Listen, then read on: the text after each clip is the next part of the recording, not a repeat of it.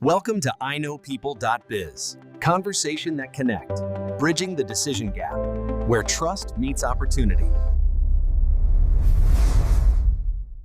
You know that one moment, the one that haunts pretty much every real estate transaction. Oh, I know exactly what you're talking about. You've done all the hunting, you've battled through the offer process, you finally get that signature, you're, technically in contract. You pop the champagne. You pop the champagne, you relax for maybe a day, and then usually about 72 hours later, your phone buzzes. The email notification. Yeah, exactly.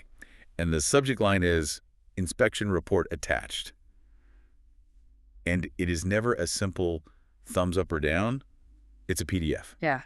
And it is huge. 50, 60. I've seen them over 100 pages. Right. Photos of crawl spaces you didn't even know existed. Yeah. Red arrows pointing at things that look like, a high school biology experiment. A bold text screaming about codes you don't understand. It is the universal pivot point of anxiety. Yeah. It really is. It's the moment where the dream of the house just collides with the physical reality of the asset. Yeah. And honestly, for most people, and this includes seasoned investors, this is where the wheels can just come right off. Which is exactly why I'm so interested in the source material we're covering today. We're doing a deep dive into the Deal Desk series from Liaison Consulting Firm, or LCF. They've built something they call the filter framework. Right. And what really stands out to me about LCF's approach is that they identify the problem differently than most people. We usually think the problem is the house, The leaky roof or the old wiring. The leaky roof, exactly. But LCF, they argue the problem is actually how we process the information about the house. Their whole mission is to move you from just reacting to all that noise to actually controlling the decision. Okay, but that is a big claim. Because if I open a report and I see foundation cracking, that feels like a pretty objective problem to me, not just an information processing issue. It's a physical reality, yes. But the panic, that comes from a false assumption. The core conflict the source material highlights is that we treat the inspection report like it's a decision engine. A decision engine. Yeah, we think we feed the house into the inspection and the report is supposed to spit out a verdict. Good deal or bad deal. But it doesn't do that. I mean, I've read these things. They never ever say, don't buy this house. Never, exactly. A home inspection is just a visual, limited scope assessment. It produces observations. It creates a flat list of technical findings. A flat list? It doesn't determine value. It doesn't tell you the price of repairs. And it definitely doesn't tell you if the deal makes financial sense for your specific goals. So the stress comes from that mismatch. We're expecting a verdict, a yes or no, and instead we get a laundry list. A laundry list of defects without any context at all. Okay. And that brings us to the first major concept in the framework, which is the flat list problem itself. Exactly. I really want to drill down on this because flat list is such a perfect description. I mean, visually, when you look at the summary page of an inspection report, everything looks the same. It's what I call the typography of panic. Seriously. Think of it like a grocery list. Imagine you have a list where buy milk is written in the same font, same bold text, same red color as get emergency heart surgery. Wow. Yeah, that's a terrifying grocery list. It is, but that is an inspection report. You'll see loose toilet handle right next to active termite infestation. And they look equal. Visually on the page, they look absolutely equal. They are both listed as defects. But in terms of risk, they aren't even on the same planet. But wait, let me play devil's advocate here. Surely a buyer, or at least their agent, knows the difference, right? Common sense says a toilet handle isn't a roof. Intellectually, of course, yes. But emotionally, absolutely not. You have to remember the context we're in. The contingency window. The contingency window. This is that high pressure period, usually 5 to 10 days, where you can back out, the clock is ticking, all your money's on the line, your brain isn't working rationally, it's in fight or flight mode. So the flat list just flattens your ability to prioritize anything. That's it. And the LCF researchers, they point out that all the different stakeholders look at that same flat list and they see completely different nightmares. Okay, so break that down for me. Who's seeing what? So take the client, the buyer. They see the list, and because they're about to sign away their life savings, they see it as this cumulative pile of failure. Everything is urgent. Everything is urgent. They see a cracked switch plate and a failing roof, and emotionally, they pile them together into one giant mountain of a problem. It feels like the entire house is falling down. It's death by 1,000 cuts. They don't see a house anymore. They just see a money pit. Right. Now, pivot to the real estate agent. They're not worried about the switch plate specifically. They're worried about the narrative.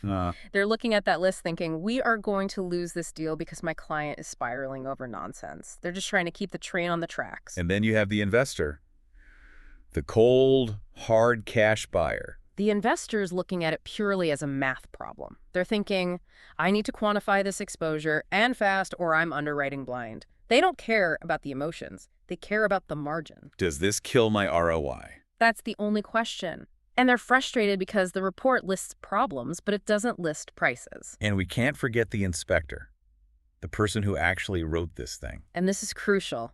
LCF makes it really clear they are not bashing inspectors. Inspectors have to document conditions. It is their job. And their liability. And their liability. If they miss something, they get sued. So they have to use strong, scary language. They have to flag everything. So you've got the inspector covering their liability, the client panicking, the agent trying to manage the story, and the investor trying to do math in the dark. And when you mix all those conflicting perspectives together over a flat list, the report stops functioning as information and starts functioning as pure fear. Okay, so the problem's clearly defined. The list is broken. So what's the solution? How do we fix the way we read this? The LCF solution is a concept they call transaction gravity. Transaction gravity. Okay, it sounds like something out of a physics textbook. It's actually more of a medical concept. It's triage, essentially. Think about an emergency room. Yeah. A patient walks in with a scraped knee, and another is rolled in on a stretcher with a cardiac arrest. The ER doctors do not treat them in the order they arrive. Oh, yeah. They treat them based on gravity, the seriousness. You treat what kills you first. Correct. And in a real estate transaction, not all findings have the same gravity. You have to prioritize what threatens the outcome of the deal first. You have to sort the noise from what matters. Okay, but isn't noise kind of subjective? I mean, one person's noise is another person's deal breaker. If I'm buying a luxury home, a scratched floor might matter a lot to me. That is a fair pushback. But in the context of contract stability, keeping the deal alive, LCF is pretty specific about these definitions. They aren't saying cosmetic issues don't exist or aren't annoying. They're just saying they shouldn't be what derails the structure of the deal. Okay, so let's define these terms. How does the framework officially define noise? Noise is defined as your typical aging, cosmetic wear, and minor maintenance. It's the stuff that just comes with owning a used asset. The scuffed baseboard, the loose doorknob. The loose doorknob, the carpet that's 20% worn.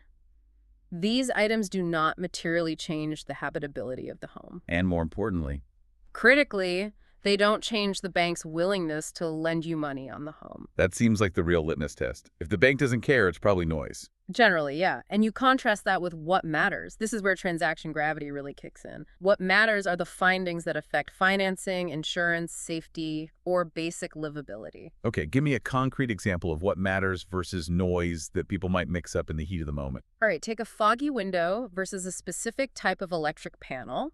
A foggy window where the thermal seal is broken, it looks ugly. Buyers hate it. They fixate on it because they have to look through it every single day. Sure. But structurally, it's noise. It's cosmetic. Okay, and the panel? Take a Federal Pacific electric panel or knob and tube wiring. It might look fine on the wall. It might even be working right now.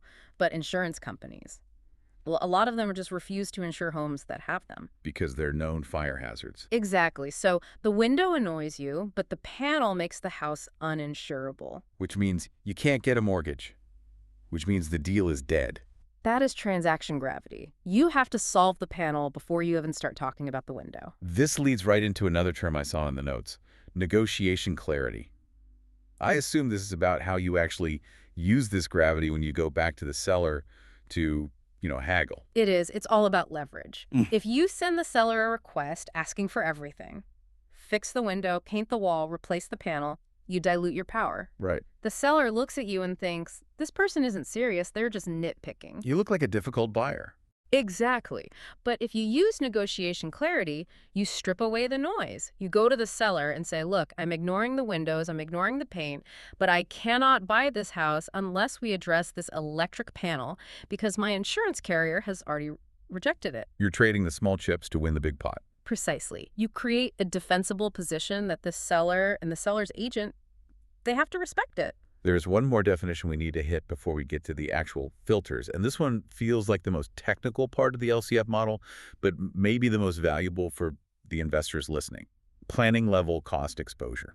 This is a vital distinction because when you read an inspection report, there is a glaring omission. No prices. No prices. It says roof is nearing end of life, not roof costs $12,000 to replace. Which is incredibly frustrating. How do I make a business decision without any numbers? You can't. So usually what happens is investors scramble. They try to get 3 contractors to come out and bid the job. But remember, you're in the contingency window.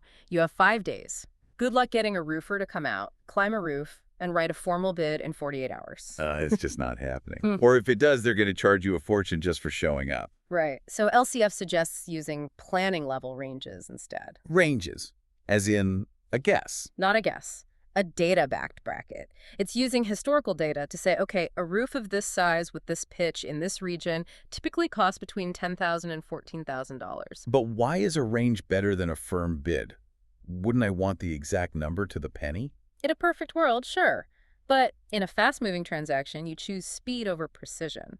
A planning level range lets you underwrite the risk immediately. You can just ask yourself, if this costs the high end of the range, $14,000, does the deal still work for me? If the answer is yes, you move forward. If it's no, you bail. Exactly. It replaces that unknown cost panic with structured awareness. It just keeps the process moving so you don't time out on your contingency. Okay, so we've got the vocabulary. We understand the flat list problem, the concept of gravity. Now I want to walk through the actual machine. The LCF source material outlines 5 specific filters. This is the step-by-step process they recommend. Let's do it. Filter number 1. What matters? We touched on this, but mechanically, how does this work when I'm sitting there with the PDF? So this is your first pass. You open that PDF and you are scanning only for the deal killers. You're looking for financing blockers, insurance blockers, major safety hazards. So you're just ignoring the cracked tile, the old carpet, the dripping faucet. You aren't even reading those lines yet. You are looking for, is the roof shot? Is the foundation moving? Is the wiring uninsurable? This filter just isolates the findings that could kill the transaction right now. It seems like this is primarily for the real estate agent's sanity, right? It is. It gives the agent the framing they need. If they find a what matters item, they can stop everything and say to the seller, look, we have a major problem. It anchors the negotiation in reality immediately. It prevents the deal from being hijacked by low-impact items later on. Okay, filter number 2. What is normal?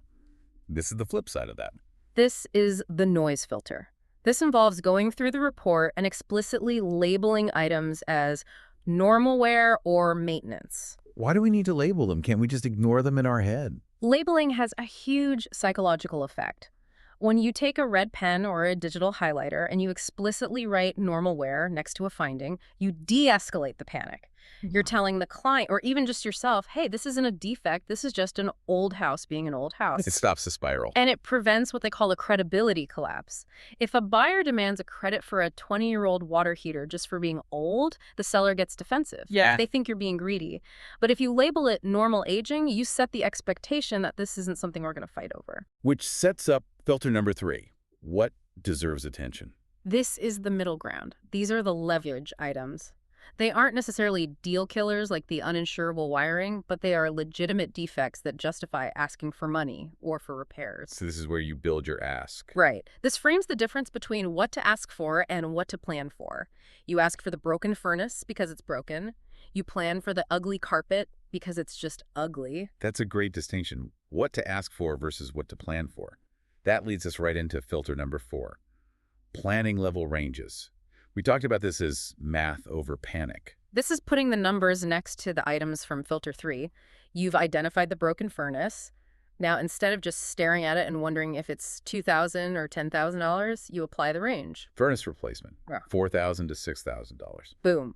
Now the ghost is a number. You can deal with numbers. You can't deal with ghosts.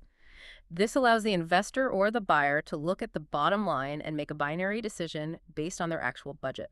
And finally, filter number 5. This one feels a little different from the others. It's called the choice moment. This is arguably the most important part for maintaining trust, specifically for the agents and consultants who are involved. LCF calls it the trust firewall. Trust firewall, what does that mean? It means ensuring the client controls the execution. Explain that. Okay, so we've identified the problem, the furnace. We've estimated the cost 4 to 6K using the ranges. Now, who fixes it? The choice moment is where the consultant stops and says to the client, you have 3 options. 1, use your own contractor. 2, ask for an independent referral. Or 3, request a bid. Why is that explicit choice so important? Why not just say, I've got a guy, here's the bill? Because of the conflict of interest we see in so many industries. I mean, think about your mechanic. If the guy telling you your brakes are shot is also the only guy in town who sells brakes. I'm going to wonder if I really need brakes. I'm going to think he's just trying to make a sale. Exactly. Skepticism kicks in immediately. But if the person diagnosing the problem says, your brakes are shot, here is what it usually costs, now go hire whoever you want to fix it, the trust skyrockets. You're separating the diagnosis from the cure. And LCF really emphasizes that clarity comes from independence. You avoid steering. The client feels safe making a decision because they know you aren't trying to upsell them on the repair. You are just a neutral advisor. I want to pivot slightly to the people involved here. We touched on them at the start. The agent, the investor, the buyer. It seems like this framework solves a really specific headache for each of them. It does. Let's look at agents first. If I'm a realtor, why do I care about this? I just want the commission, right? Well, you only get the commission if the deal actually closes, and panic kills deals. Agents need a translation layer. Think about their position. It's tricky. It is. They want the best for their client, but they also want to close. If they downplay the inspection findings, they look shady or even negligent. Oh, don't worry about that huge crack. Yeah, that looks really bad. But if they amplify the issues, they risk scaring the buyer away completely. The filter framework allows them to explain the report neutrally. They can say, look, according to the framework, this falls under noise because it doesn't affect habitability, whereas this falls under what matters because of insurance. It gives them a script. It makes them look like a consultant, not just a salesperson. Precisely. It protects their reputation, and it protects the deal timeline. Okay, what about the investors? They usually think they know everything already. Why do they need a framework? They often do think that. But investors suffer from what we call, quote, chaos. They waste huge amounts of time chasing bids on houses they don't even end up buying. For them, this is all about fast exposure clarity. Speed and efficiency. They scan the report to answer one question. Is this deal a lemon? The framework gives them that answer immediately without them having to read every single line of code violations. They spot the deal killers, they check the margin threats using the ranges, and they move on. If the deal doesn't pencil out, they know in 10 minutes, not 10 days. And finally, the regular buyers, the first-timers, the people who are, just freaking out. They need a priority map. There is this concept in psychology called choice overload or information overload. That's where too many options just make us freeze up. Yes. And a 50-page report is the definition of information overload. There's a meta-analysis on this that shows more information doesn't automatically improve decisions. Context does. The framework provides that context. It tells the buyer, focus here, ignore this, plan for that. It stops them from feeling trapped between panic and denial. It empowers them. And that is really LCF's role here. They're very clear that they provide third-party decision support. They are not doing the inspection. They are not doing the appraisal.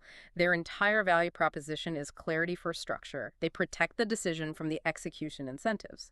So if we zoom out, we are really talking about a shift in mindset. We're moving from staring at a flat list of fear. I'm still walking down a categorized decision path. It's the difference between staring at a pile of puzzle pieces and seeing the picture on the box. That's it. When you apply the filters, that pile of scary observations turns into a simple checklist. 1, does this affect the financing? 2, is this just normal wear? 3, what is my leverage? 4, what does the math look like? And 5, what is my choice for the next step? Suddenly, the panic is gone. You're just working the problem. And that's the goal, to make the transaction boring again. In real estate, boring is good. Boring means predictable. I love that. Make it boring. Yeah.